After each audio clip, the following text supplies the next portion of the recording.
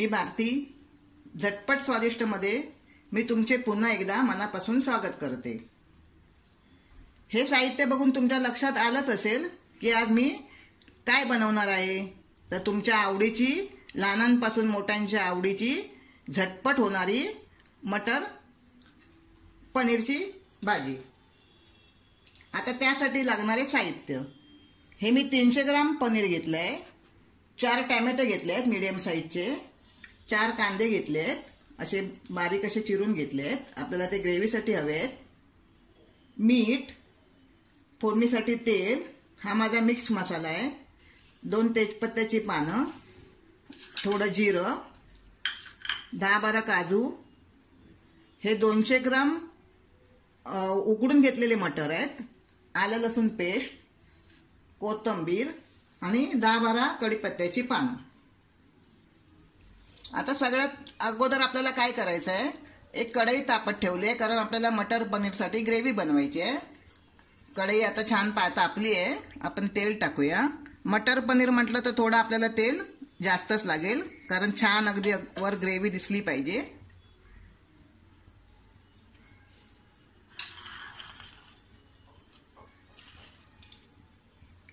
आता त्यात आपण ही 2 तेजपत्त्याची पानं टाकूया,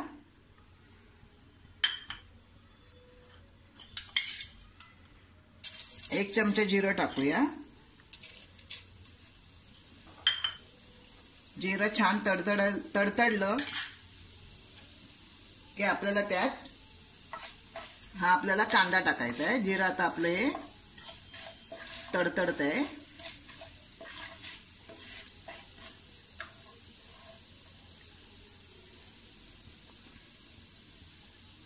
आता मी हा त्यात कांदा टाकते।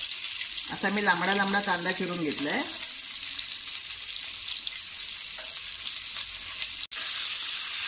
आता हे व्यवस्थित आपण परतून घेऊया कांदा। आपल्याला कांदा जास्त काळा करायचा नाहीये, गोल्डन ब्राऊन कलर काढून त्याचा आपण परतून घेऊया। हे बघा, आता आपला कांदा छान गोल्डन ब्राऊन कलर होईपर्यंत मी परतून घेतलाय, म्हणजे गुलाबी रंग येईपर्यंत परतून घेतलाय।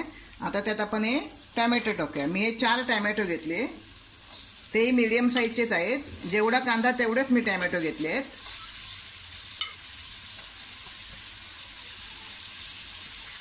व्यवस्थित अगदी एकजीव करून घ्यायचे आहेत।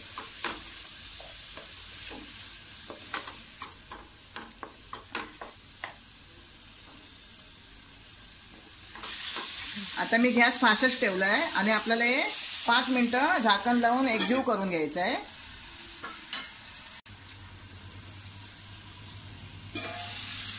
बघा, 5 मिनिटं मी झाकण लावून छानपैकी कांदा आणि टोमॅटो असा शिजवून घेतलाय। आपल्याला तो अगदी हा शिजेपर्यंत फक्त 5 मिनिटं परतायचा होता। आता माझा कांदा छान असा शिजलाय, टोमॅटोही छान शिजलाय। आता याच्यामध्ये आपण हे 10-12 काजू घेतले आहेत, मी काजू टाकते, हे थोडे परतून घेते।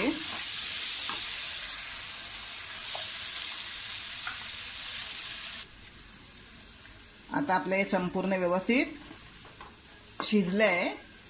आता आपण गॅस बंद करूया आणि थंड झाल्यानंतर थोडीशी कोथिंबीर टाकून हे मिश्रण अगदी बारीक वाटून घेऊया।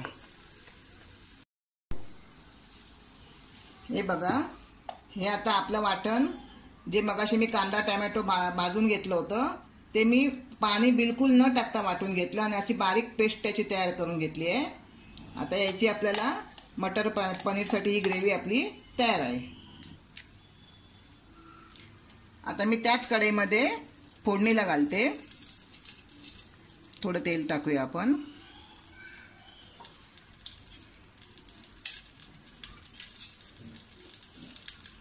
कढीपत्त्याची पानं, मी 1 मिरची घेतली आहे, जर तुम्हाला हवी असेल तर तुम्ही वापरू शकता, नको असेल तर तुम्ही नाही वापरली तरी चालेल। मी तोडून टाकली आहे।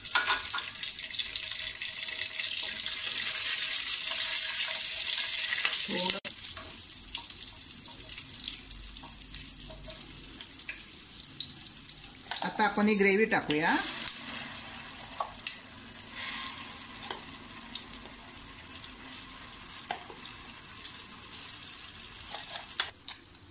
2 चमचे आलं लसूण पेस्ट टाकूया.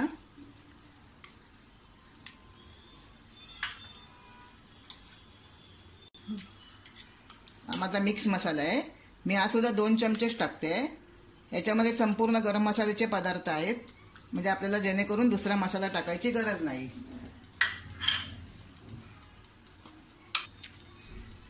मी काश्मीरी लाल मिर्च पावडर टाकते 1 चमचा. मी मगाशी तुम्हाला दाखवली नव्हती, पण काही लोकांना लाल कलर आवडत नाही, पण मला मटर पनीर वर लाल कलर बघायला खूप आवडतो, म्हणून मी काश्मीरी लाल मिर्च पावडर टाकली आहे. हे छान आपण एकजीव करून घेऊया.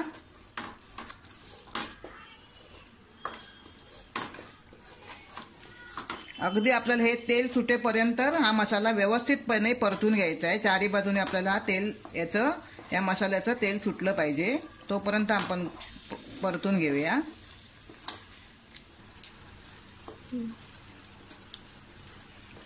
हे बघा, आता आपल्या या मसाल्याला छानपैकी बाजूने तेल सुटलंय, म्हणजे आपला हा मसाला व्यवस्थित शिजला गेलाय.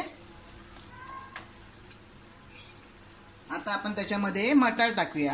हे मी ताजे मटार ओला वाटाणा घेतलाय, आणि आपल्याला नेहमी मटर पनीर करताना ओला वाटाणाच वापरायचा आहे, कारण तो चवीलाही खूप छान लागतो आणि पटकनही शिजतो. मी 200 ग्राम मटार बाजारातून आणला होता, त्याच्यातून सोलून माझे 150 ग्राम मटार निघाले. 300 ग्राम पनीर आणि 150 ग्राम मटार. हे सुद्धा आपण व्यवस्थित असं, आणि हा माझा वाटाणा मी शिजवूनच घेतलाय. व्यवस्थित ढवळून घेऊया. हे बघा, छानपैकी आपला मसाला हा व्यवस्थित परतून झालाय, आणि मसाल्याने आपलं तेलही सोडलंय छान. आता त्याच्यामध्ये हे जे मिक्सरमध्ये मी वाटून घेतलं होतं, त्याचं पाणी वाया जाऊ नये म्हणून मी तेच पाणी त्याच्यामध्ये टाकते.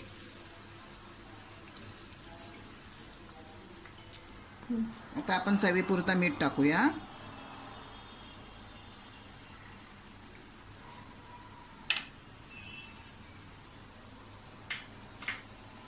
आणि 1 चमचा आपण ही साखर टाकूया, कारण मटर पनीर करताना केव्हाही अशी 1 चमचा साखर टाकायची, म्हणजे मटर पनीरला टेस्ट खूप छान येते आणि खायलाही खूप छान लागते.